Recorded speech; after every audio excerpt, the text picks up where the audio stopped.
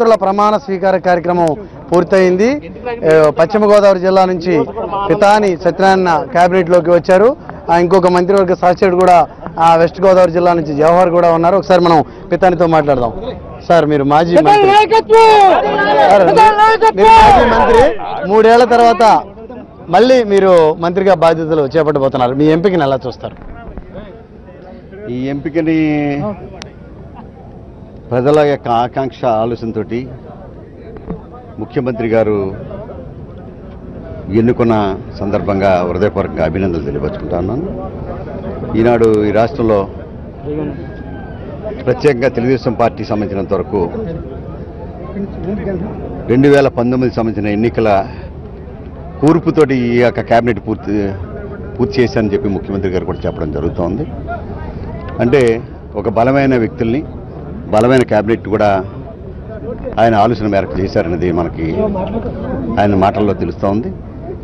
అంచేత ఏ రకమైన ఆయన ఆలోచనతోటి ఏ క్యాబినెట్ను పూర్తి చేశారో అటువంటి బాధ్యతను మా మీద పెట్టినట్లు లెక్క. ఆ బాధ్యతను నెరవేర్చడంలో మరి మా ప్రజాప్రతినిధులందరినీ కలుపుకెళ్లే కార్యక్రమం కానీ, అధికారుల యొక్క పనితీరులో ప్రజల యొక్క ఆకాంక్షలకు అనుగుణంగా పరిచయించే కార్యక్రమం కానీ, అధికారుల పనితీరు విషయంలో ఇప్పటికే మీరు 1-2 సార్లు మీరు దీనికి సంబంధించి చర్చ చేసినట్లు కూడా ప్రచారంలో ఉంది. వెస్ట్ గోదావరి జిల్లాలో ప్రభుత్వ నిర్ణయాలు అమలు కావట్లేదు అనే దానిలో కొంత చర్చ జరిగింది. ఇప్పుడు మంత్రి కాబోతున్నారు. మంత్రి హోదాలో ఏ రకంగా వ్యవహరించబోతున్నారు వాళ్ళ పట్ల? ఇది బాధ్యతతో కూడుకున్న వ్యవహారం. అప్పుడు బాధ్యత ఉన్నప్పటికి కూడా అధికారులు కూడా ప్రజల యొక్క ఆకాంక్షలకు అనుగుణంగా ఏదైతే పనిచేయాలని ప్రజాపతులు అనుకుంటారో, ప్రజాపతుల యొక్క ఆలోచన కూడా మనం అధికారులు కూడా దాంట్లో మిళితం చేసుకుని పరిపాలించవలసిన పరిస్థితి. అధికారులు వేరు, ప్రజాపతులు వేరు కాదు. ఇది ప్రజాప్రభుత్వం. ప్రజాప్రభుత్వంలో సంబంధించినంత వరకు ప్రజల ఆకాంక్షలను ఇప్పుడు కూడా ప్రజాపతి ఎప్పటికప్పుడు ప్రజల్లో ఉంటారు కనుక డెఫినెట్గా ప్రజా సమస్యలు ఎక్కువగా ప్రజాపతికి ఎక్కువ తెలుస్తాయి. ఆ సమస్యలు అధికారులు తెలియవని కాదు, కానీ అధికారులు కన్నా ప్రజాపతికి ఎక్కువ తెలుస్తాయి. రైట్. కాపులకు రిజర్వేషన్ అంశంలో ప్రభుత్వం ఒక నిర్ణయం ఉంది, ఒక ప్రకటన చేసింది. దానిపై కొంత చర్చ కూడా, కసరత్తు కూడా జరుగుతూ ఉంది. ఇప్పుడు మీరు ఒక బీసీ సామాజిక వర్గం నుంచి క్యాబినెట్లోకి వస్తున్నారు. కాపుల రిజర్వేషన్ల గురించి మీరేం చెప్తారు? బీసీల ఆందోళనకు ఏం సమాధానం చెప్తారు? బీసీల ఆందోళన అనేది, మా రిజర్వేషన్స్ ఎక్కడ దెబ్బతింటాయనేది ఒక అభద్రతాభావం ఈ రాష్ట్రంలో కొనసాగుతోంది.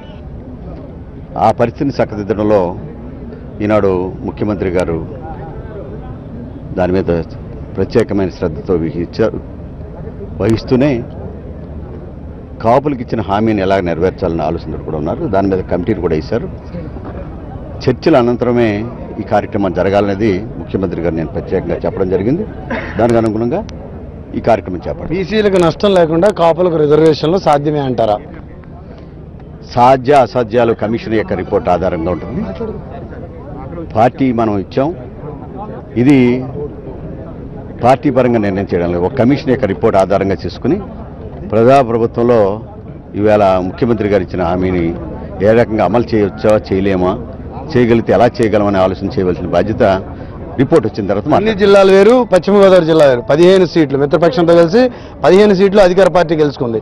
మీ మీద ఎక్స్పెక్టేషన్స్ కూడా ఎక్కువ ఉంటాయి, మీ మీద ప్రెజర్ కూడా ఎక్కువ ఉంటుంది. ఎలా డీల్ చేయబోతున్నారు? ఇప్పటివరకు జిల్లాకి భారీ పరిశ్రమల విషయంలో కానీ, పదవుల విషయంలో కానీ న్యాయం జరగలేదని ఒక వాదన వినిపిస్తోంది. కానీ ఇప్పుడు పదవులు వచ్చాయి, ఇతర వ్యవహారాలకు సంబంధించి ప్రజలు మిమ్మల్ని క్వశ్చన్ చేసే అవకాశం ఉంది. ఏం చెప్తారు వాళ్ళకి?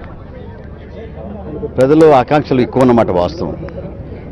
15 నియోజకవర్గాలకు సంబంధించిన 15 నియోజకవర్గాలు 3 పార్లమెంటు నెగ్గించాము అని చెప్పి ప్రజలు అనేక సార్లు ముఖ్యమంత్రి గారు కూడా నేను ఈ జిల్లాకి చాలా చేయాలి చేసి చూపిస్తానని చెప్పడం జరుగుతుంది. దానికి అనుగుణంగా ఈరోజు పరిశ్రమలు రావాలని ప్రధానంగా అడుగుతుంటే, ఈనాడు కొన్ని పరిశ్రమలు వచ్చినప్పుడు కొన్ని అడ్డంకులు కూడా వస్తాయి. ఈనాడు చూస్తుంటే ప్రతిపక్ష పార్టీలు పరిశ్రమల్ని వద్దని చెప్పడం అనేది బాధాకరమైన విషయంగా కనిపిస్తోంది. ఇవాళ అక్కడ ఉండే పరిస్థితులు కాలుష్యం అనే ఒక కార్యక్రమం మా ముందుకు వచ్చింది. కొన్ని సమస్య, అటువంటి పరిశ్రమలు 20 ఉన్నాయి. ఆ పరిశ్రమలో ఏ రకమైన కాలుష్యాన్ని ఇస్తున్నాయో ఈ పరిశ్రమ కూడా, కొత్త పరిశ్రమ కూడా అదే రకమైన కాలుష్యాన్ని ఇవ్వబడుతుంది. ఆ పరిశ్రమలో సంబంధించినంత వరకు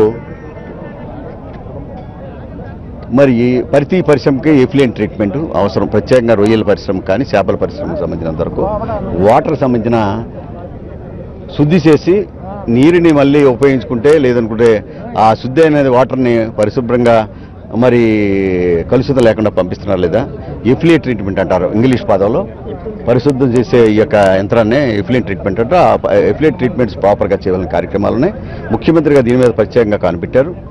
ఏదైతే ఆ డ్రైనేజెస్లో డెల్టా పేపర్ మిల్ వల్ల కానీ ఇతర పరిశ్రమల వల్ల కానీ ఏదైతే మరి కాలుష్యం అయిపోయిందో దాన్ని నివారించడానికి ప్రత్యేకంగా ప్రయత్నం తీసుకున్నారు. స్థానికుల్లో కూడా ఆందోళన ఉంది సార్. తుందూరు కానీ ఆ గ్రామాల్లో కానీ ఈ పరిశ్రమలతో చాలా ఇబ్బంది, నష్టం జరిగే ప్రమాదం ఉందని తీవ్ర ఆందోళన ఆ గ్రామస్తులకు ఉంది. అంటే వాళ్ళని ఏం చేస్తారు? కన్విన్స్ చేస్తారా లేకపోతే పరిశ్రమలు వద్దంటారా?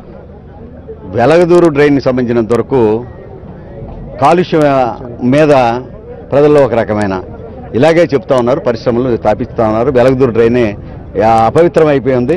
అదే రకంగా ఈ మిగిలిన డ్రైన్లు కూడా ఈ రకమైన పరిశ్రమలు వస్తే కాలుష్యం అయిపోతే ప్రభుత్వం చెప్పదు ఒకటి చేసేది ఒకటి అని చెప్తా ఉన్నారు. కానీ ముఖ్యమంత్రి గారు ప్రత్యేకంగా కాలుష్య నివారణ అనే పరిశ్రమని ఏ రకంగా నియంత్రించాలి, ఏదైతే ఈ డ్రైన్స్ సంబంధించిన ప్రధానమైన డ్రైన్ ఏదైతే ఉందో భీమవరం అనుకుని ఆ డ్రైన్ని కాలుష్యత ఎక్కడైతే కాలుష్యాలు దానిలో వెదజల్లుతున్నాయో పరిశ్రమల ద్వారా ఆ పరిశ్రమల ముందు తాళం వేయాలి, పరిశ్రమలు కంట్రోల్ చేయాలి, పరిశ్రమల యొక్క కాలుష్య నివారణ మొట్టమొదటిగా చేపట్టాలి.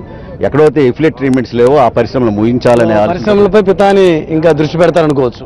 డెఫినెట్గా ముఖ్యమంత్రి గారు ఆలోచన అనుగుణంగా చేస్తాం. ఇది పశ్చిమ గోదావరి జిల్లాలో ఉంటుంది. విజయాల నేపథ్యంలో కొంత ప్రజలు ఉంటుంది. అధికారులు కూడా సహకరించాలి, అప్పుడే అందరికీ న్యాయం చేయగలమని పితాని చెప్తున్నారు. మరోవైపు ఫుడ్ పార్కుల వల్ల జరిగేటువంటి నష్టాన్ని కూడా వస్తామని పితాని చెప్తా ఉన్నారు. మంత్రితో